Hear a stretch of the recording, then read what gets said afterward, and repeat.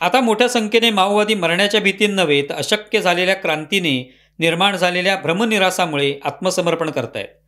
हिडमाचा निकटचा सहकारी ओयाम लाखमू, जो PLGA बटालियन क्रमांक 1चा सदस्य होता आणि ऑक्टोबरमध्ये आत्मसमर्पण त्याने केलं. त्यानंतर हिडमा घाबरला आणि त्याने छत्तीसगड सीमेवरील तुलनेने कमजोर अशा ठिकाणी आसरा घेतला. तिथेच मंगळवारी सुरक्षा दलांनी त्याला घेरून मारलं. हिडमाने भलेही शरणागतीसाठी प्रयत्न केले असतील, पण त्याने केलेली पापे त्याला जीवनदान देऊ शकत नव्हती.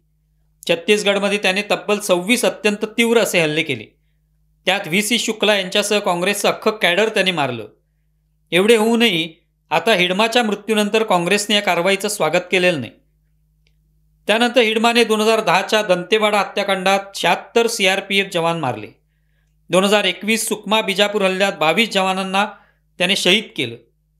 पण 2025मध्ये CRPFच्या कोब्रा कमांडोनी केलेल्या कारवाईतून वरिष्ठ नेतृत्वाचा सर्वनाश झाला असून 2025 या एका वर्षात 1300 पेक्षा अधिक माओवादी आत्मसमर्पण करून शरण आलेले आहेत.